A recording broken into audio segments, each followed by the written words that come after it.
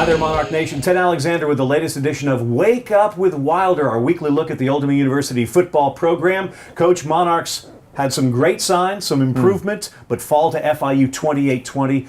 Second game of the year, first conference game of the year. Yeah, this was an outstanding football game, Ted. It was back and forth. I love the way we started in this game. We came out, we were executing, we were playing with passion. We're up 17-0, and then one critical area bust on a coverage on a 3rd down and 10 on a route we had covered. O'Shane was coming for the sack, and we had one of our corners was up, playing up in cloud. He thought he was supposed to be up when he should have been a deep third. We'd have had the route covered, and that kind of changed the momentum. And the reason I bring that one up, Ted, is that when you have a play like that in a game, what we've got to do a much better job of is go play the next play. Let's have that mentality. Now our offense came back, kicked a field goal. Then the next drive, we allow that long drive before the half where they cut it to 2014. And then, as you know, then we were sitting for a couple hours. Well, you think after the weather delay, both teams in the locker room for a long time, and you want to call it a wash because both teams have to go through that, but it's difficult. You don't know what you're going to get out of your guys, out of the weather, out of your coaches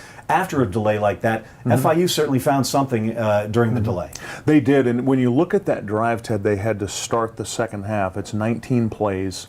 It's 75 yards. It takes 8 minutes off the clock. They convert 2 3rd and 3s and 2 4th and 1s, and on both the 4th downs, we had the back tackled in the backfield, and he slipped out of the tackle. Our guys were right there in position, and that's what's so frustrating right now. Our guys are playing hard. They played hard. They played passionate. We just did not get those critical plays that we needed. And a couple of guys I'll point out on defense, Ted. Lawrence Garner with 16 tackles. He's now 5th in the nation in tackles. Here's a guy who's being impactful. He's all over the field.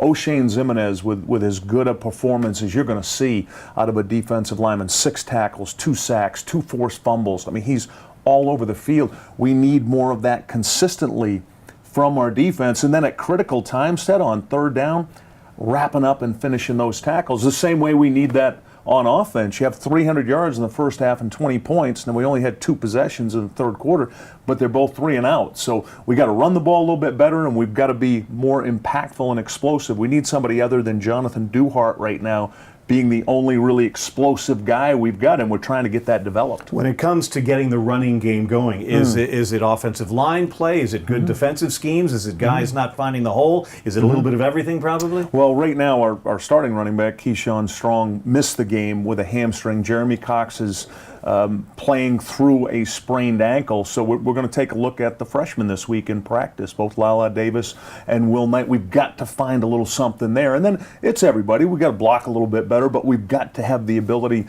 to run the ball because we've got some good things going in the pass game. You saw both quarterbacks play really well in the first half, and Ted, when you end up with over 300 yards passing, 2 touchdowns, no interceptions, that's a good game passing the football. Now we need that run game to start to complement that. Well, you also, I would think, would want a little normalcy at some point. Mother Nature doesn't care about football games and those types of things. And it does, as I mentioned before, affect both teams. But it's probably hard to get a really good look at everybody when you're dodging thunderstorms during the week and having delays game day. That can't make it easier. It doesn't, and we try to explain it so the players understand it. I mean, I came right in at halftime, said, guys, look, we're in a delay. This could be a long time, so you adjust what you're doing with their equipment, and then some guys got to get retaped, and we had drink for them. We had different foods, healthy foods to eat in there, whether it's bars or because that's a long time. They haven't eaten since 3 o'clock, and now here you're in there at 10:30.